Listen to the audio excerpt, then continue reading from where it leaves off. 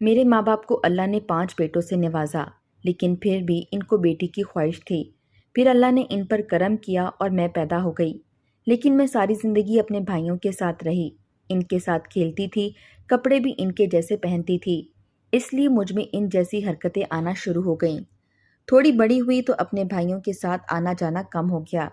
امی نے کہا کہ اب وہ جہاں مرضی جائیں، تم ساتھ نہیں جاؤ گی، تمہارا کام ہے گھر بیٹھنا۔ لیکن میں کبھی کبھی ان کی موٹر سائیکل لے کر نکل جاتی اور کپڑے بھی ان کے جیسے پہن لیتی۔ موٹر سائیکل چلانا بھی مجھے بھائی نے ہی سکھایا تھا۔ میری عمر 18 سال ہوئی تو امی نے کہا کہ اس کی شادی کرنی ہے۔ شادی سے مجھے نفرت تھی، میں بالکل بھی شادی نہیں کرنا چاہتی تھی۔ شادی کر کے کھانا پکاؤ، بچے سنبھالو، میں ایسی زندگی نہیں چاہتی تھی۔ مجھے تو ابھی بہت کچھ کرنا تھا، لیکن امی نے رشتے دیکھنا شروع کر دیے۔ میں نے گھر میں شور ڈال دیا کہ مرتی مر جاؤں گی، لیکن شادی نہیں کروں گی، مجھے شادی نہیں کرنی، کسی بھی قیمت پر نہیں کروں گی۔ میں نے اپنے گھر والوں کو سب بتا دیا کہ مجھے مردوں میں کوئی دلچسپی نہیں ہے، اور گھر والوں نے کہا پھر کیا تجھے عورتوں میں دلچسپی ہے؟ تو میں نے کہا کہ مجھے عورتوں میں بھی دلچسپی نہیں ہے، لیکن مجھے مردوں میں کوئی دلچسپی نہیں، مجھے شادی نہیں کرنی۔ میں نے بہت شور ڈالا۔ میری ماں نے تو مجھ پر ہاتھ تک اٹھایا اور کہا کہ تیری شادی ہم کروائیں گے، اگر تیری مرضی سے نہیں ہوگی تو تیری مرضی کے بغیر ہوگی۔ ایسی بہت سی لڑکیاں ہیں جن کی شادی ان کی مرضی کے بغیر ہوتی ہے، اگر شادی نہیں کرے گی تو ہم تجھے جائیداد سے نکال دیں گے۔ میرے بابا اور بھائی مجھ پر جان دیتے تھے، لیکن اس معاملے میں وہ لوگ بھی نہیں بولے۔ ان کا بھی یہی کہنا تھا کہ بیٹا شادی تو کرنی ہے، اور 18 سال میں تمہاری شادی کروا رہے ہیں، نہیں تو ہمارے خاندان کی ہر لڑکی کی شادی 16 سال سے پہلے کروا دی گئی تھی۔ تمہیں تو ہم نے اتنی رائے دے دی ہے، اب اس سے زیادہ نہیں دے سکتے۔ میں تو اب دعا ہی کر سکتی تھی کہ کوئی مسئلہ بن جائے کہ میری شادی نہ ہو، لیکن کوئی مسئلہ بھی نہیں بنا اور میری شادی کروا دی گئی۔ میرے ساتھ عجیب مسئلہ تھا۔ جب میں خود کو لڑکیوں کے کپڑے میں دیکھتی تو مجھے بہت عجیب لگتا، لیکن لڑکوں میں کوئی دلچسپی بھی نہیں تھی۔ مجھے کسی سے بھی شادی نہیں کرنی تھی۔ شادی کے بارے میں سوچ کر میرے دل میں امنگ نہیں جاگتی تھی، لیکن آج میں دلہن بنی بیٹھی کمرے میں تھی تو رونے کے سوا کچھ نہیں کر سکتی تھی۔ پھر بھی میں رو نہیں رہی تھی کیونکہ میں کمزور نہیں تھی۔ آج میری آنکھوں میں آنسو تک آ گئے، لیکن میں نے ان کو بہنے نہیں دیا۔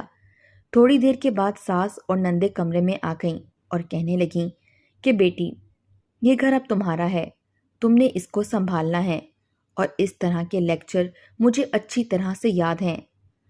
مجھے ان کی ایک بھی بات نہیں سنائی دی کیونکہ میں نے غور سے سنا ہی نہیں، بس میں چپ کر کے بیٹھی رہی اور وہ بول کر وہاں سے چلی گئیں۔ تھوڑی دیر کے بعد میرا دولہا اندر آیا۔ میں نے اس کو پہلے بھی دیکھا تھا، لیکن کوئی زیادہ انٹرسٹ نہیں لیا تھا۔ دولہا صاحب ضرورت سے زیادہ ہی حسین تھے، لیکن مجھے ان کی خوبصورتی میں کوئی دلچسپی نہیں تھی۔ اس نے منہ دکھائی کا تحفہ میری طرف بڑھایا اور ایک سائڈ پر بیٹھ کر اپنے جوتے اتارنے لگا۔ میں بھی اس کی طرف نہیں دیکھ رہی تھی۔ مجھے کہنے لگا کہ تم سو جاؤ، میں 1 گھنٹے تک آتا ہوں۔ شادی کی رات کون سا دولہا کہیں جاتا ہے، اور وہ جو بھی کر رہا تھا مجھے پرواہ نہیں تھی۔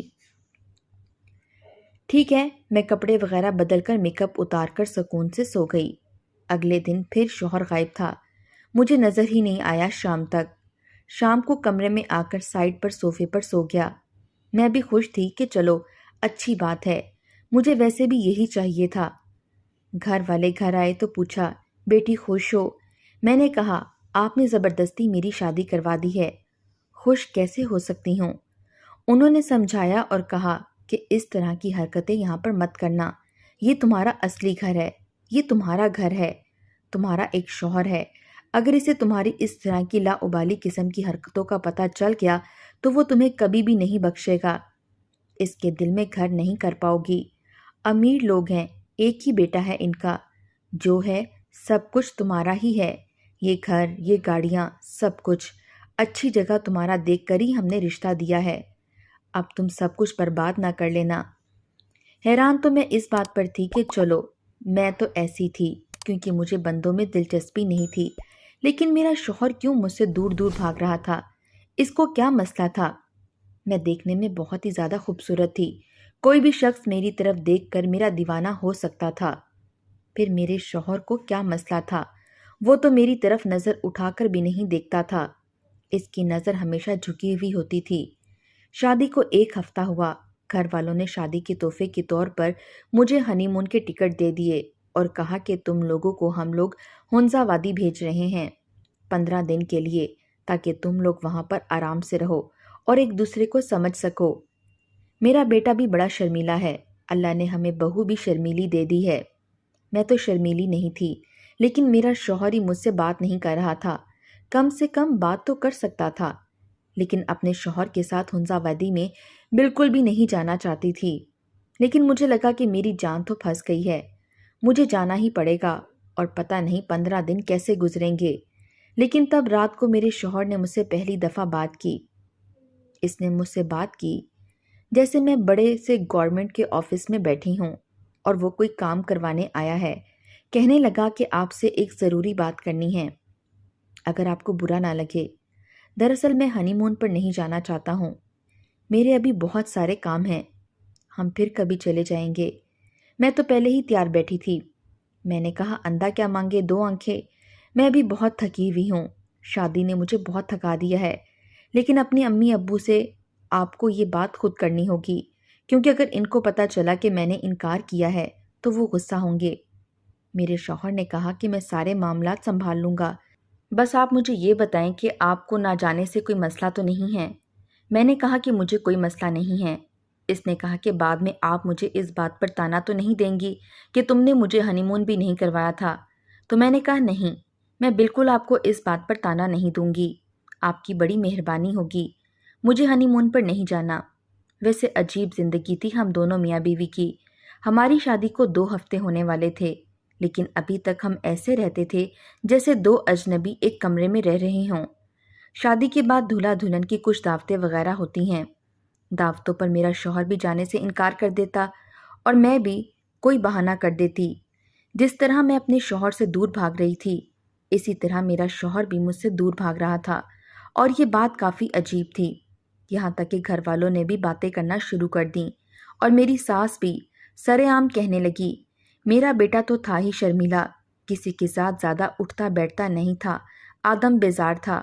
سوچا تھا کہ بہو آئے گی تو وہ اس کو ٹھیک کرے گی، لیکن بہو بھی ایسی لی آئے جس کو کسی کے ساتھ بات کرنے کا بیٹھنے کا شوق ہی نہیں ہے۔ یہاں تک کہ دونوں نے ہنی مون پر جانے سے بھی انکار کر دیا۔ میری بہن نے دعوت کرنی چاہی تو وہاں بھی نہیں گئے، نہ کہیں سیر کرنے جاتے ہیں، نہ کسی دعوت پر جاتے ہیں۔ پتہ نہیں آج کل کے لڑکے لڑکیوں کو کیا ہو گیا ہے، کچھ ضرورت سے زیادہ ہی بدماش ہیں اور کچھ ضرورت سے زیادہ ہی شریف ہیں۔ کیا کروں؟ میری ساس نے تو دن بھر وویلا کیا۔ اب گھر والوں نے کہنا شروع کر دیا کہ بچے ہو جائیں گے تو دونوں ٹھیک ہو جائیں گے۔ بچے کہاں سے ہوتے؟ ہمارے بیچ میں جب کوئی رشتہ، کوئی تعلق ہی نہیں تھا۔ میرے شوہر کو مجھ میں کوئی دلچسپی نہیں تھی، پر دل میں اس بات کی خوشی بہت تھی۔ شادی کے 2 ہفتے ہوئے تھے، میں تو رات کو سو جاتی تھی۔ شوہر پتہ نہیں کس ٹائم آتا کس ٹائم جاتا، مجھے کوئی پتہ نہیں ہوتا تھا، اور آتے ہی وہ سوتا بھی صوفے پر تھا، اس لیے مجھے نہیں پتہ چلتا تھا۔ ایک دن رات کو میری آنکھ کھلی تو میں حیران رہ گئی۔ ایک لڑکی میرے کمرے میں بیٹھی تھی جس نے نقاب اوڑھا ہوا تھا۔ میں اسے دیکھ کر چونک پڑی۔ میں نے کہا کہ تم کون ہو؟ یہاں پر کیا کر رہی ہو؟ تو کہنے لگی مجھے یہیں پر بیٹھنے دو، بڑی مشکل میں آئی ہوں، میرا کوئی گھر نہیں ہے، لیکن پھر بھی سارا دن سڑکوں پر رہتی ہوں اور رات کو یہاں پر آ جاتی ہوں۔ یہاں جگہ بنی ہوئی ہے تو میں اندر داخل ہو جاتی ہوں۔ پچھلے دنوں اس گھر میں شادی تھی، اس لیے میں نہیں آئی۔ پورا دن تو باہر گزر جاتا ہے، لیکن رات کو سردی بہت ہوتی ہے۔ اب سردیوں کا موسم آ گیا ہے، اس لیے میں گھر کے اندر آ گئی۔ کمرہ خالی دیکھا تو یہاں سائڈ پر بیٹھ گئی۔ میں نے کہا کہ تمہارا دماغ خراب ہے، تم اکیلی رہتی ہو، تم کسی جگہ کام کیوں نہیں کرتی؟ ایسی جگہ کام کرو جہاں تمہیں گھر بھی ملے۔ آج کل تو لوگوں کے گھروں میں لڑکیاں کام کرتی ہیں اور رات کو وہیں پر سو جاتی ہیں۔ مانا کہ تم اکیلی ہو، لیکن تمہارے لیے سب سے زیادہ ضروری چیز تمہاری عزت ہے۔ اگر تم اس طرح کرتی رہو گی تو لوگوں کو پتہ چل گیا تو… وہ کہنے لگی تم بھی تو اس گھر میں رہتی ہو، لیکن تم نے مجھے باہر جانے کو نہیں کہا۔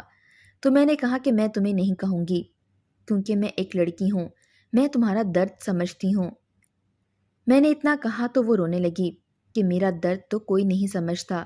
اس نے اپنے ہاتھوں پر دستانے پہن رکھے تھے اور پیروں پر کالی جرابیں۔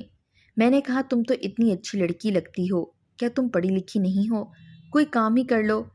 اس نے کہا کہ میں پڑھی لکھی نہیں ہوں، دن بھر چھوٹے موٹے کام کرتی ہوں، کھانا بھی مانگ تانگ کر کھا لیتی ہوں، پر رات ہوتی ہے تو فوراً ہی فکر مند ہو جاتی ہوں کہ اب میری عزت خطرے میں آ گئی ہے۔ آج کل تو رات میں بھی لوگ سڑکوں پر آوارہ گردی کرتے ہیں، پہلے تو 10 بجے ساری سڑکیں سنسان ہو جاتی تھیں۔ اگر تم برا نہ مانو تو کیا میں روز یہاں پر آ سکتی ہوں؟ میں نے اسے کہا کہ ہاں تم آ سکتی ہو، میری ابھی اس گھر میں شادی ہوئی ہے اور اس کمرے میں میرا شوہر بھی ہوتا ہے، تمہارا شوہر یہاں پر نہیں ہے۔ میں نے کہا پتہ نہیں کس ٹائم آتا ہے اور کس ٹائم جاتا ہے، کیونکہ میں اس کے آنے سے پہلے ہی سو جاتی ہوں۔ لگتا ہے وہ کسی کام سے کہیں گیا ہوا ہے یا دوستوں کے گھر چلا گیا ہوگا، تبھی تو اس وقت یہاں پر نہیں ہے۔ لیکن اگر وہ کبھی آ گیا تو پھر میں تمہارے لیے کوئی اور انتظام کر دوں گی۔ اگر یہ بات کسی کو پتہ چل گئی تو کوئی میرا کچھ بھی نہیں کر سکتا، میں کسی سے نہیں ڈرتی، لیکن پھر سب سوال جواب کریں گے اور بد نظمی پھیلے گی۔ اس نے کہا تم تو بہت بہادر ہو۔ میں نے کہا ہاں، میں اپنے بھائیوں کی اکلوتی بہن ہوں اور ساری زندگی میں نے جو چاہا وہ کیا ہے۔ دیکھو شادی کے وقت پر میری بولتی بند کروا دی گئی اور میری شادی کروا دی گئی۔ میں بالکل بھی شادی نہیں کرنا چاہتی تھی۔ اس نے میرے ہاتھ دیکھے اور کہا کہ تمہارے ہاتھ کتنے پیارے ہیں لیکن بالکل بھی صاف نہیں ہیں، چلو میں تمہارے ہاتھوں کو صاف کر دیتی ہوں، مجھے یہ کام کرنا بہت اچھی طرح سے آتا ہے۔ میں نے کہا کہ ٹھیک ہے صاف کر لو، لیکن ان پر نیل پالش وغیرہ مت لگانا کیونکہ مجھے ایسے کام نہیں پسند۔ اس لڑکی نے اپنا نام عافیہ بتایا۔ میں نے کہا کہ تم نقاب نہیں ہٹا سکتی ہو؟ تو اس نے کہا کہ نہیں۔ میں نے کہا کہ ٹھیک ہے نہ اٹھاؤ۔ اس نے کہا کہ میں اپنا چہرہ کسی کو بھی نہیں دکھاتی ہوں کیونکہ میرے چہرے پر بہت عجیب سے نشان ہیں۔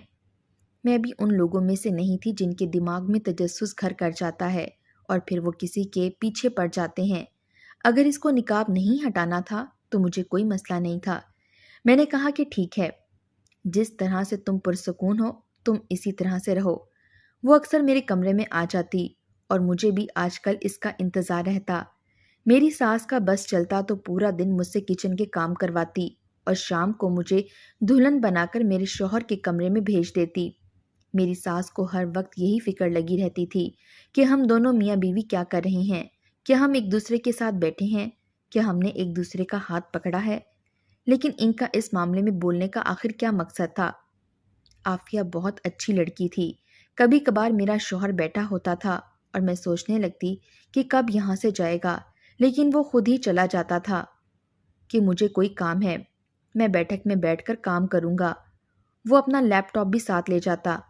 ابھی تھوڑی دیر کے بعد عافیہ آ جاتی اور اسے اپنے دل کی باتیں کرتی تھی، کیونکہ روز اس گھر میں کوئی نہ کوئی بات ہوتی تھی۔ کبھی میری ساس کو مجھ سے کوئی مسئلہ ہوتا تو کبھی کوئی مسئلہ۔ میرا شوہر تو بالکل ہی کنارے لگ گیا تھا۔ میری اس سے بات ہوتی تھی نہ ہم ایک دوسرے کو نظر بھر کر دیکھتے تھے، کیونکہ وہ صبح جاگنے سے پہلے ہی آفس چلا جاتا، گھر آتا تو ہم سب کے ساتھ کھانا کھاتے اور اس کے بعد وہ آفس کا کام کرنے کے لیے بیٹھ جاتا۔ ایسے میں عافیہ کے ساتھ مجھے بوریت نہیں ہوتی تھی، وہ کمرے میں ہی سو جایا کرتی تھی۔ باتیں کرتے کرتے ہمیں نیند آ جاتی، کمرے کا دروازہ بھی بند ہوتا تھا، اس لیے کسی کو پتہ نہیں ہوتا تھا کہ اندر کون ہے۔ میں تو یہی کہوں گی کہ اگر عافیہ نہ ہوتی تو میرا اس گھر میں دم گھٹ جاتا۔ پر ایک دن بہت عجیب حرکت ہوئی۔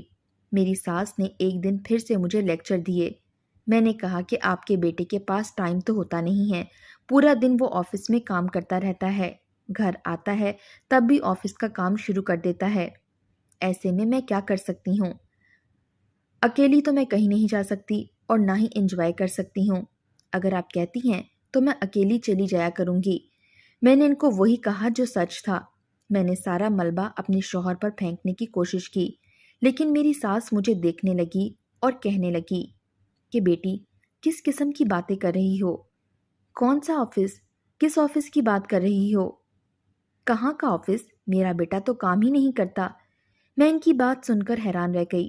میں نے کہا کیا مطلب؟ انہوں نے کہا وہ کوئی کام نہیں کرتا، اس لیے تو اس کی شادی کی تھی۔ اس پر شادی کا دباؤ پڑے گا تو پھر شاید کام کر لے۔ ہمارا کام ہے جو میرے بھائی اور ان کے بیٹے چلاتے ہیں۔ میں تو اسی لیے اس کے پیچھے پڑی رہتی ہوں کہ جا کر خود بیٹھا کرے آفس میں، کیونکہ کام تو ہمارا اپنا ہے۔ میں شرمندہ ہو کر وہاں سے واپس آ گئی اور سوچنے لگی کہ میرا شوہر تو مجھ سے یہی کہتا ہے کہ آفس کا کام کر رہا ہوں، وہ بھی دن رات۔ اگر وہ آفس کا کام نہیں کرتا تو پھر وہ کہاں ہوتا تھا؟ اس نے مجھ سے اتنا بڑا جھوٹ کیوں بولا؟ اس گھر میں کیا ہو رہا تھا؟ میری سمجھ سے باہر تھا۔ میرے دل میں یہ بات گھوم رہی تھی، پر میں بات کرتی تو کیسے کرتی؟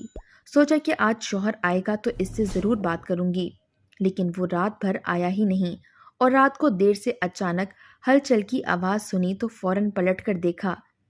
یہ میرا شوہر نہیں، یہ تو عافیہ تھی۔ اسی کو ساری بات بتا کر دل ہلکا کرنا تھا میں نے، لیکن یہاں پر تو کچھ ایسا ہوا کہ میرے قدموں تلے سے زمین نکل گئی۔ عافیہ کا نقاب اچانک سے دروازے کے کونے میں لگا اور اس کے چہرے سے ہٹ گیا، اور یہ دیکھ کر کہ عافیہ کون ہے میرا دل حلق میں آ گیا، کیونکہ عافیہ کوئی لڑکی نہیں تھی، وہ ایک آدمی تھا۔ لیکن یہ آدمی کوئی غیر بھی نہیں تھا، کیونکہ یہ آدمی میرا شوہر تھا۔ شوہر ہی عافیہ کا روپ لے کر میرے پاس آ کر بیٹھ جایا کرتا تھا اور مجھ سے باتیں کیا کرتا تھا۔ میں نے دروازہ بند کیا کیونکہ مجھے اپنے شوہر کی عزت کا خیال تھا۔ میں گھبرائی ہوئی تھی، لیکن میرے ہوش و حواس کام کر رہے تھے۔ میں نے کہا، یہ سب کیا ہے؟ وہ بری طرح سے گھبرا گیا اور پھر بچوں کی طرح رونے لگا۔ اس نے کہا کہ دراصل میں شادی کے لائق نہیں تھا، میں مرد نہیں ہوں۔ میرے ماں باپ کو میں نے سمجھانے کی کوشش کی، بہت سمجھایا، لیکن انہوں نے میری بات نہیں مانی۔ وہ کہتے تھے کہ شادی ہو جائے گی تو یہ ٹھیک ہو جائے گا۔ تم سے میری شادی کروا دی۔ جب میں نے تمہیں دیکھا تو مجھے بہت افسوس ہوا، کیونکہ تم ایک بہت اچھی، خوبصورت اور پڑھی لکھی لڑکی ہو۔ تمہاری زندگی برباد ہو رہی تھی، لیکن میں کچھ نہیں کر سکتا تھا۔ میں تمہارے ساتھ نہیں رہ سکتا۔ مجھے عورتوں میں کوئی دلچسپی نہیں۔ میں تمہیں یہ بات بتانا چاہتا تھا، لیکن فساد ہی مچتا، اسی لیے چپ چاپ سائڈ پر ہو گیا۔ مجھے لگا کہ تم مجھ سے سوال کرو گی، میرے پیچھے پیچھے آؤ گی، مجھ سے پوچھو گی کہ میں یہ سب کچھ کیوں کر رہا ہوں، لیکن تم نے بھی ایسا کچھ نہیں کیا۔ اس لیے پھر میں نے حالات کو ان کے حال پر ہی چھوڑ دیا، جو جیسا چل رہا تھا چلنے دیا۔ عافیہ میرا اصلی روپ ہے۔ میں اپنے کمرے میں عافیہ کے روپ میں آ کر ہی بیٹھا کرتا تھا۔ میں ساری رات اپنے آپ کو لڑکیوں کے روپ میں دیکھتا تھا، فون پر لڑکیوں سے باتیں کرتا تھا اور ان کو اپنا نام عافیہ ہی بتاتا تھا۔ عافیہ میرا اصلی روپ ہے، جو میں نے تمہیں ابھی دکھایا تھا، کہ تم اس کے بارے میں جان جاؤ، پھر میں تمہیں ایک دن ساری بات بتا سکوں، کیونکہ بالآخر میں نے تمہیں یہ حقیقت بتانی تو تھی۔ ایسا تو نہیں تھا کہ ساری زندگی ایسے ہی گزر جاتی۔ میرا شوہر رونے لگا۔ میں کچھ پل بہت حیران ہوئی، مجھے غصہ بھی آیا، حیران بھی ہوئی۔ اس کے کندھے پر ہاتھ رکھا تو وہ حیران ہوا۔ میں نے کہا کہ میں بھی تمہاری طرح ان حالات میں الجھی ہوئی ہوں۔ مجھے بھی شادی کرنے کا کوئی شوق نہیں تھا۔ شاید ہم دونوں ایک جیسے لوگ ایک ساتھ ہو گئے ہیں، لیکن میں تمہیں ایک بات بتاتی ہوں، اگر ہم ایک دوسرے سے الگ ہو گئے تو پھر ہمارے گھر والے ہماری شادی کروانے کے بارے میں سرگرم ہو جائیں گے، اور پھر کسی سے ہماری شادی کروا دیں گے۔ جب وہ ہمیں ایموشنل بلیک میل کر کے ایک دفعہ ہماری شادی کروا سکتے ہیں تو پھر دوبارہ بھی کروا سکتے ہیں۔ ہم لوگ پھر سے مجبور کر دیے جائیں گے، اور پھر اس طرح سے 2 زندگیاں برباد ہو جائیں گی۔ اس لیے ہمیں ایک ساتھ رہنا چاہیے، کیونکہ ہم سے بہتر ایک دوسرے کو کوئی نہیں سمجھ سکتا۔ تم اپنی زندگی اپنے طریقے سے گزارو، میں اپنی زندگی اپنے طریقے سے گزاروں گی۔ دنیا داری کا بھرم بھی بنا رہے گا، ماں باپ کی عزت بھی محفوظ رہے گی، اور ہم اپنی زندگی جی سکیں گے۔ میرے شوہر نے میرا ہاتھ پکڑا اور اسے آنکھوں سے لگا کر رونے لگا۔ اس نے کہا کہ تم بہت اچھی انسان ہو، ہم لوگ ایسے ہی رہتے ہیں، پتہ نہیں ہم صحیح کرتے ہیں یا غلط، لیکن ہمیں کسی اور کی زندگی برباد نہیں کرنا چاہیے۔ میں اپنے خواب پورے کر رہی ہوں، اپنی زندگی گزار رہی ہوں، وہ بھی اپنے طریقے سے رہتا ہے، اور وہ میرا ایک بہت اچھا دوست بھی ہے اور ہم سفر بھی۔